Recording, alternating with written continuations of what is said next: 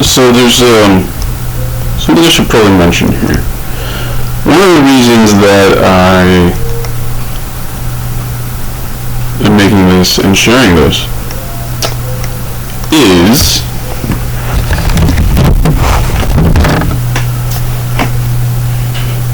we live in a world where people have anxiety over the long-term stability of food production and water availability and these sorts of things. And I live in an area which is already, I would actually say, my personal view is that I live in an area where the ecology has already been devastated by human activity. The Sonoran Desert is quite young, so I feel like there's a fair chance that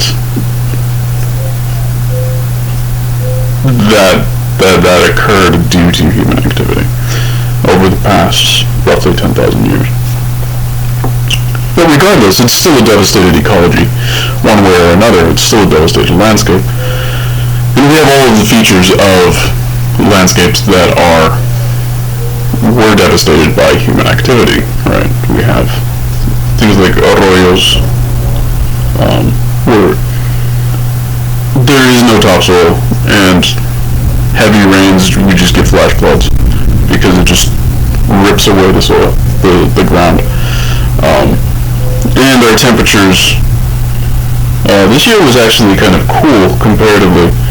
Normally in like mid to late June we see temperatures on the order of 118, 117, somewhere in there. I think this year maybe hit 114, so it was comparatively mild this year. But yeah, those are our normal conditions, is in that range. So in the Tucson area, we get just enough rainfall that on its own we wouldn't qualify as a desert, apart from the fact that the soil can't actually hold the water. So we end up over the course of the year, during our hot dry season in particular, which you can see, it's sort of for harsh in the back. Yeah, called Marche. Yeah, this intercalary month is a hot dry season intercalary right here. Yeah, hot dry season is pretty much from the end of Jed Mashad through Ram Mashad. That just means, so this is a green month, right? Jed is green, Ram is yellow. So here you have, this is, for the most part, this is winter still, right? Under a classical season system. But this is effectively our spring in the Sonoran Desert. And it's only about maybe 6 weeks long, something like that. And that's kind of optimistic, right? And it's not a coincidence that this is lining up with this corn planting season right here, because this is when that works. Right? Here, if you're planting here, you're definitely going to be needing to irrigate. Here, if you have a really nice spot where you're planting, you might be able to dry farm corn, but probably not, because what's coming up in Ram Marshad and is going to be, and this means like dry sticks, is a fair translation of what that means, dry sticks month, because this is our hot dry season, where over about 3 months, roughly a 3-month period, it usually kind of creeps into Hashang back Mashat, or like, yeah, because the peak heat is actually going to be really close to this equinox. Oh wait, no, it's solstice. It's summer solstice. It's going to be really close to that solstice. So yeah, usually our peak heat is like right in here within a couple days of the 20th, 21st, where that lands. Usually like this 15th to the 18th, we're going to have our hottest day, and it's going to stay that way. It's going to stay similar temperatures for the next about a week. Right, so this is a very harsh time right here, which is again why your next planting season actually starts after that point. Right, and this is Haisheng Bakmashed, pretty much right after the solstice, which I now have an updated version. I actually just a few minutes ago updated. So I marked the equinoxes and solstices with this little sun figure, so it's a little easier to see. And I figured I could just wipe out the weekday because there's enough context here, you can figure out what day of the week that is. Yeah, so usually, for the most part, the monsoon season is going to start at the end of Haisheng Bakmashed. It depends where this lands, because this could land towards the end of Haisheng Bakmashed, in which case it's going to start in Jokepik Mashed, which this just means rain, like lots of rain, the rainy month, right? Yeah, so maybe it's valuable to share this sort of an approach, this sort of information, because people are afraid that this sort of climate, with global climate change issues, this sort of climate is likely to spread further. So having a framework for what to plant when, under which conditions, that's established in a very harsh environment like the Sonoran Desert already, that's probably a useful thing. And this is based on knowledge from native seeds, right? So this is like I kind of adjusted it a little bit to fit my calendar here, but this is very, very strongly coincides with what they are saying when you should be planting things in the Phoenix or the Tucson area, which, yeah, those are the two major cities in the Sonoran Desert, but also they kind of represent the extremes of the Sonoran Desert, with Tucson being a little bit cooler and a little bit higher elevation, so we get a little bit more rainfall. Phoenix is hotter and drier, and Phoenix is actually more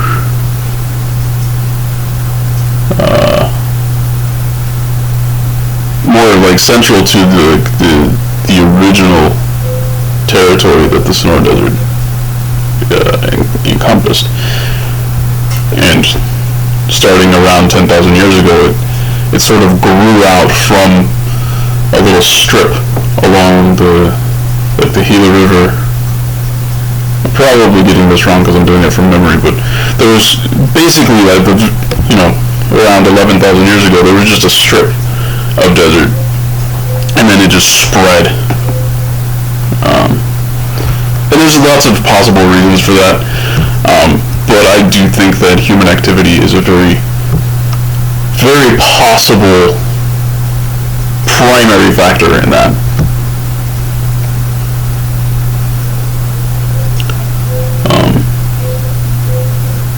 Yeah, so no, I thought maybe this is useful information to share, because I live in this harsh environment that's already got our normal, it's not even summer, because but our normal peak temperatures for the year, they actually occur in what would be classically considered spring. Right, our peak temperatures and our peak dry season is pretty much exactly spring. And then summer actually is wetter and cooler. Like right now, outside, it's only about maybe 82, 83 degrees. And it's, today is, yes, it's this day. It's August 3rd, which conventionally that's summer, but here it isn't. It doesn't work that way here. Our seasons are different. So, yeah. And if you notice, effectively, I end up with 4 planting seasons. Right, so there's this corn planting season, which is, really it's probably just about come to an end here, because the rain is going to most likely stop, although it really only started about a week ago. So, maybe not. It might, and it should have started about a month ago. So this year might be strange, and it might actually extend slightly further. But we're already getting sort of cool temperatures for this time of year, so I'm not expecting a warm winter. We're probably going to see some harder freezes this winter.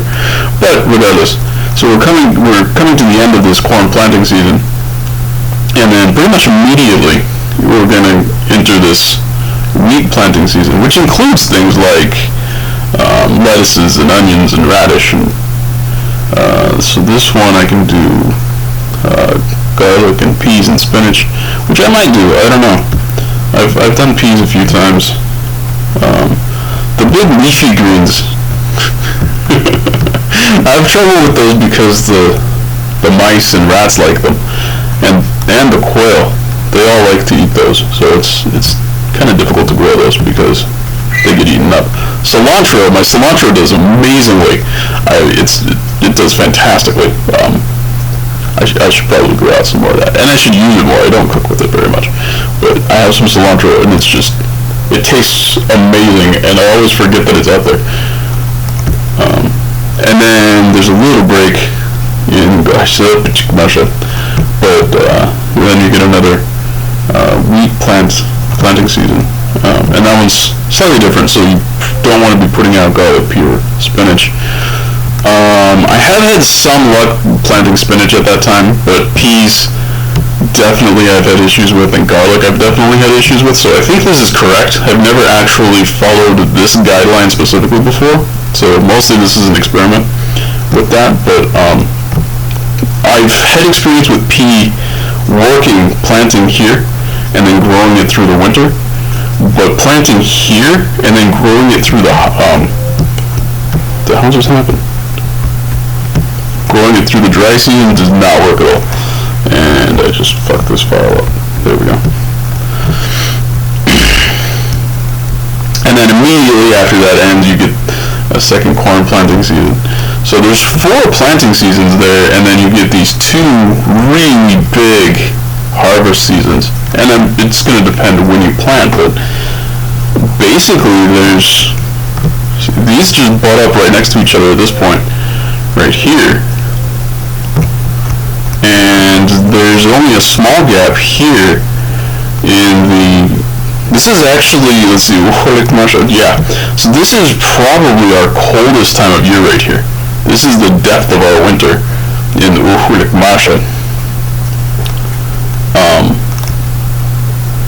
where we're kind of getting, it might come out a little bit to the beginning of March, but right in here is where you're getting your coldest times of year.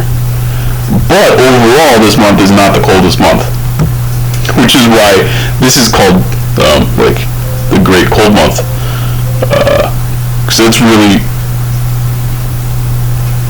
see if I can say this relatively accurately. Typically, December and or January is like your coldest average month, but then the coldest specific days, the coldest individual days, almost always occurs in February. It's kind of a weird system, but and here what this means is this is like the skinny month. So this is where like you're running out of food and stuff in the wild. It's like your wild game is going to be running around. It's going to be struggling. Animals are starting to starve from the lack of food at this point because your wild foods, if it's not irrigated, your wild foods start dying back probably right around here in November or so, late October, November. So like one thing is weird, that is this climate system is not going to expand to the rest of the US, right? Because there are things at play here like our monsoon, which people mistakenly like to talk about the monsoon as being about humidity and rain, and it's not. This year in particular, our monsoon, it started on, I'm probably going to get this wrong because I keep screwing it up. It started on July 4th. July 4th, I'm pretty sure, was the day that the monsoon started, the real monsoon. But the Weather Service will report that it started in like June 20th or something like that, because what they're looking at is humidity. And that's the wrong thing to do, because that's not what it is. A monsoon, everywhere in the world that has a monsoon, what a monsoon is a reversal of wind direction. It's slightly less complete here, but for the most part, throughout the majority of the year, our wind comes from the west, from California, off of the Pacific Ocean. And then when the monsoon actually sets in, for about 3 months, we get wind from slightly southeast. So it's like east-southeast, right? It's not directly from the east. And the reason for that is just because of the landmass of the U.S. Right? Being in Arizona, there's really no way it can come from the east.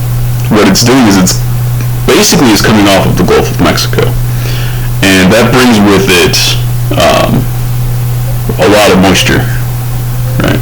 So you get that warm air over the Gulf of Mexico coming in, and this is related to like hurricane season that hits. Say like Louisiana and Alabama and Mississippi and all that. If you notice, if you ever watch the hurricane tracks, they come from the southeast into those places. Our monsoon is related to that. It's that same basic weather pattern with wind coming. At that point, it's just pretty much southeast, or maybe even southeast, right? Maybe almost just straight north, but there's a little bit of an eastward aspect to it. By the time it gets to Arizona, it's almost straight east, but not quite.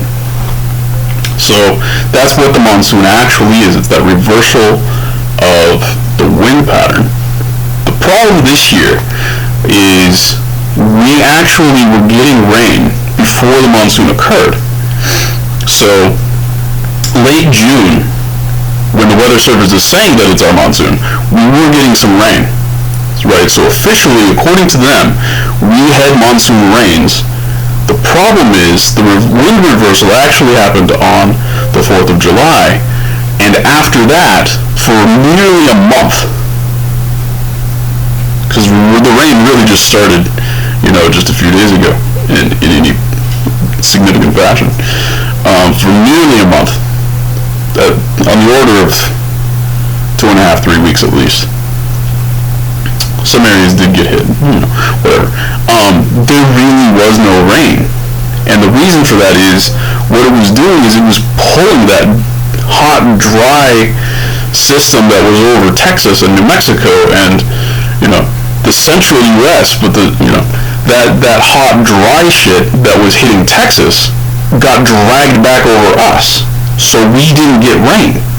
Like our humidity just plummeted compared to what it was. It's still high for typical Arizona, but you know, it should have been in the range of 40, 50, 60%, and it was more like 10 to 20, maybe 30 on a humid day percent. Temperatures were a little bit elevated compared to what they should have been, and there was really no rain clouds for several weeks. So what's going to happen is this sort of climate that we have here, it can't spread to the rest of the U.S. So it's weird that people are like, oh, it'll be like Arizona, it'll be like... No, it won't, because it can't. Because our climate is very, very heavily impacted by this monsoon, which does not occur over the rest of the U.S. Right? It really only occurs over the Southwest. Like the Four Corners area is about as far north as it goes. So, yeah. But I think it is useful to be able to look at this, and you can say, okay, we can actually grow during the hot time. That's what this is. This is all harvest season, right? So this is planting, and this is harvest during our hot dry season. And then right after our hot dry season, we plant again immediately. As soon as the rains start coming, we plant again. Okay. So I think there's some basic lessons here. Like, whatever rain you get, take advantage of that. And just because it gets hot doesn't mean you can't grow shit. Right? You can still grow lots of food. And you don't necessarily even need, you don't necessarily even need, like, GMOs, right? So if you get, like, Native Seeds is a good source. Native Seeds has, like, wheat and corn varieties that have been grown here in the Southwest where it's dry for thousands of years. Not the wheat, but the wheat varieties that have been grown for hundreds of years and are adapted somewhat. I mean, you can clearly see that their wheat recommendation is opposite their corn recommendation, right? So what they're doing is you're putting wheat into the ground after we have cooler temperatures and the ground has been charged with moisture, right? That's pretty much what this is. But the corn doesn't need that as much, right? But I've had extremely terrible success with the types of corn that you would grow in the Midwest. It does not do well here. It does not handle our temperatures. It does not handle our sun. Our sun is quite brutal. The UV is quite intense, and it just destroys corn, the types of corn that they grow. But go to Native Seeds and you get something like Gekamhon, which is what I got this year, which is literally, it just means like village corn or like the people's corn in autumn. So, you know, you get something like that and plant that, and it's going to do well. Yeah, you're still going to need to irrigate it, but you're not going to be able to dry farm it. But they also, you know, at Native Seeds, they have like Hopi varieties, you know, things like that. They have, and like their selection, their inventory is kind of always fluctuating a little bit, but they'll have varieties like that that are adapted to this sort of climate. So, like a basic preparation step, I would think, would be, hey, maybe instead of like trying to invent new shit, why don't we look to stuff that is demonstrated for thousands of years to actually work in these sorts of drier and hotter situations? Why don't we do that?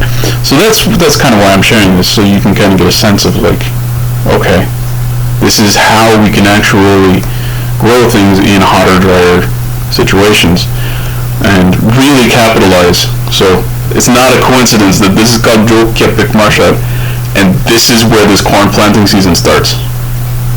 It's not a coincidence. And right now it's Shopoloshpik Marshad, and it is still raining. It's raining right now. I don't know if you can hear it. It's raining right now. Not hard, but a little bit. And we're right here in Shopoloshpik Marshad. And this means like your short planting season, right? It's like sort of the end of your planting season is sort of what it means right here, right? That's actually what this means. That's what this says. Short planting month. So, like, the names of these months are important. I think this is like drying out month, which makes sense. And then you get a little bit of rain month, and then it's cold. And then it's everybody's getting skinny. And here, this is a reference to, I think, like the mule deer and stuff. They start mating or rutting at this time of year. And then you get basically our spring, but it's still, in conventional terms, it's still winter, right? Because this is, Jokepik Marshad is the month where this solstice occurs, or it's an equinox, the spring equinox occurs, and then it dries out again, and then it's warm. So if you get an intercalary month here, the name that I chose from the historic month names for the region was Gok Marshad, which just means hot month, or like painful month. It's kind of more accurate. And then dried out sticks month, and then the Baybech, the saguaro fruit month, the Harshan back. Yeah. So that's like the saguaros are flowering. Jokepik, it's rainy, and then Shopoloshpik Marshad again. So back to, so this is a year. And you can see over here I've got, so this is the corn planting, this is the corn harvest. Here you've got the wheat planting, and then the far side is the wheat harvest. And I have it separated by this dotted line here, right? So plant is over here, harvest is over here, plant is over here, harvest is over here. So it's very systematic. Right? So wheat planting, and then here you're going to start being able to harvest what you planted here. So in just a few weeks, when I start planting wheat, I'm going to be able to harvest that probably in late February, by the looks of it, somewhere in there. It might be a little earlier, it might be coming out here, but we're still getting freezes here, so I don't think that's going to work out too well. I don't know. Maybe it'll kill the plant, and that's just why those start there. Maybe that's useful to somebody. I don't know.